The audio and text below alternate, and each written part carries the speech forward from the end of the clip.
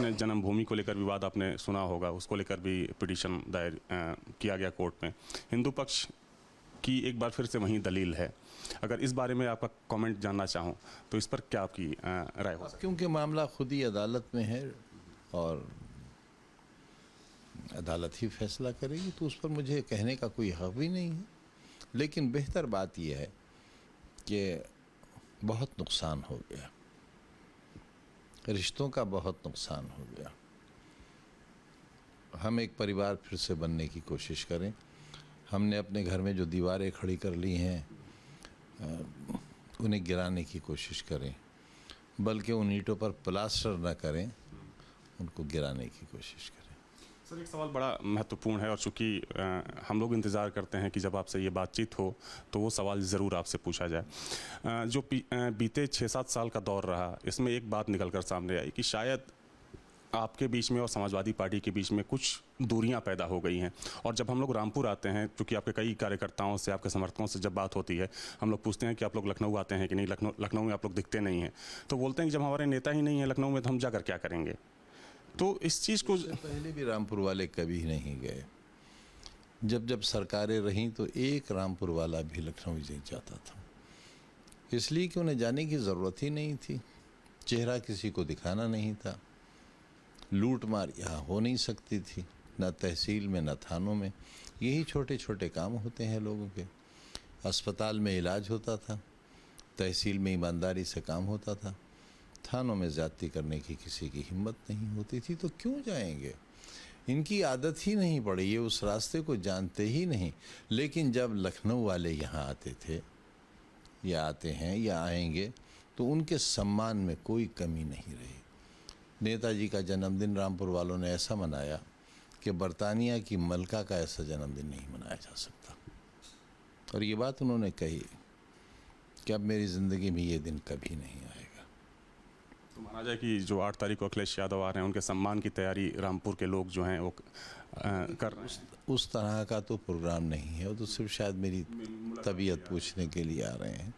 तो जाहिर है वो एक संजीदा कार्यक्रम है, तो उसकी संजीदगी बहाल रहनी चाहिए। लेकिन सर, आपकी नाराज़गी को लेकर चूँकि एक लंबा गैप हो गया आपसे बातचीत, पानी सर ले लीजिए।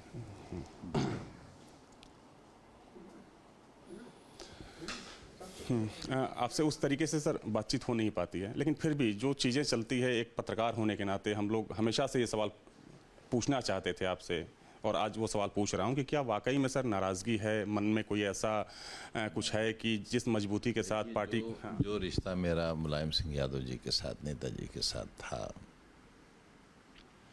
वो बड़ा अजीब रिश्ता था। वो आशिक माशूक का हो सकता है और लैला मजनू का हो सकता है। अब वो रिश्ता तो मुझे कहीं मिलेगा नहीं, ना ऐसे लोग पैदा होंगे और ना ऐसे रिश्ते कायम होंगे। जाहिर है उनकी बहुत सी सलाहियतें उनके बेटे में आई हैं, अखिलेश साहब में, लेकिन वो इंतहाई महज़ब, इंतहाई संजीदा और शरीफ आदमी हैं। मेरा बेहद अदब एहतराम करते हैं। जाहिर है मेरी उनसे वो बेतकल्लुफ़ी नहीं हो सकती जो उनके वालिद मोहतरम से थी।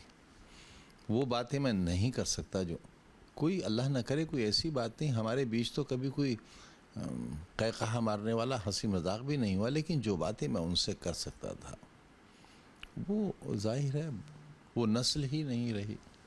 सर, सवाल ये भी है कि जो आपके दौर की समाजवादी पार्टी हुआ करती है, जब आप लोगों ने स्थापना की इसकी, जिसके ज़रिए एक लंबी सरकार आपने चलाई, आपको लगता है कि उस माहौल में जो एक ऑरा था समाजवादी पार्टी का और जो मौजूदा समाजवादी पार्टी है, थोड़ा सा फ़र्क आप महसूस करते हैं क्या?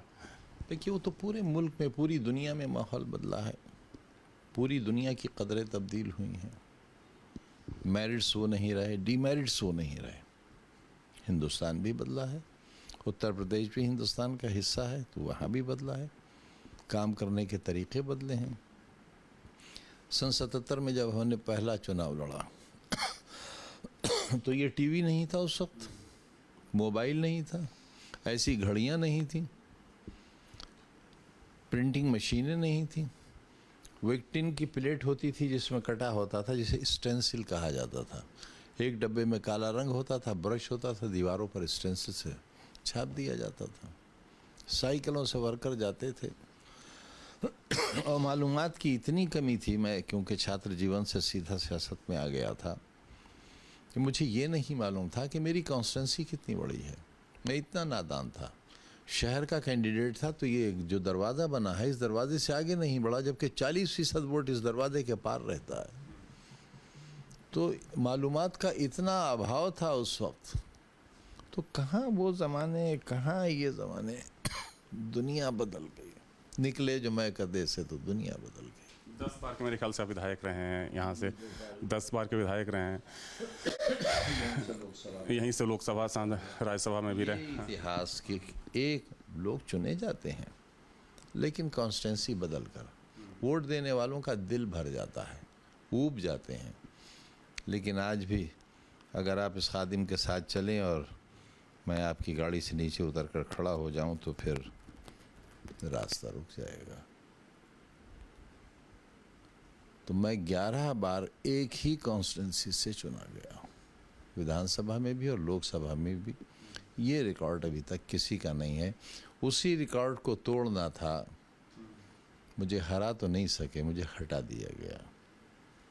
आप बाई इलेक्शन की बात कर रहे हैं, जो विधानसभा का बाई इलेक्शन, उसके अलावा भी यही वजह है कि आपको यहाँ का और बाई इलेक्शन क्यों हुआ? मेरी मेंबरशिप ख़त्म करके। क्योंकि उस बाई इलेक्शन को हम लोगों ने कवर भी किया था, इसलिए मुझे याद है। ना, कवर नहीं किया था। अगर आप वो कवर करते तो मुल्क में इनकलाब आ गया होता। सर मैंने कवर किया था और मुझे याद है कि उस दिन इसी कमरे में अब्दुल्ला आजम जो आपके बेटे हैं उनको उस दिन मैंने लाइव कवर तो वो था जब दरोगा तमंचा लेकर लोगों को दौड़ा रहा था। कवर तो वो था कि लोगों के घरों में ताले डाल दिए गए थे। कवर तो वो था कि गली के नाकों पर पुलिस खड़ी हो गई थी। वो कहाँ किसी ने कवर किया? सर उस दिन हम लोग थे यहाँ पे, और चूंकि जितनी कोशिश हम लोगों ने की थे आपके मालिक कब करने देते आपको?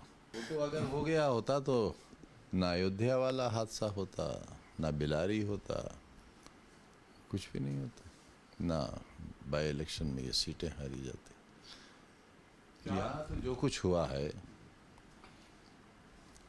अगर उसकी फिल्म बनाकर मुल्क वालों को दिखाई जाए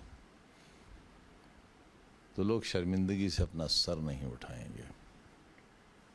जब 80-80 साल की बूढ़ी औरतों को लठियों से मारा गया था। 100 से ज़्यादा सर मुकदमे हुए आपके ऊपर, आपके बेटे के ऊपर। 113-14 वहाँ पर हैं, उनको कब्र से कैसे निकाल कर लाऊंगा?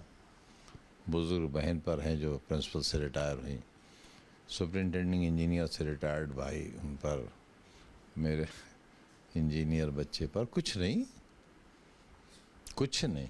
जहाँ भक्ति है हर शब्द में, कथाओं में छिपे हैं दिव्य रहस्य, और ज्योतिष देता है जीवन को दिशा। धर्म से जुड़ी हर बातों को जानने के लिए हमारे चैनल स्तुति को सब्सक्राइब करें। चैनल पर जाने के लिए इस लिंक पर क्लिक करें।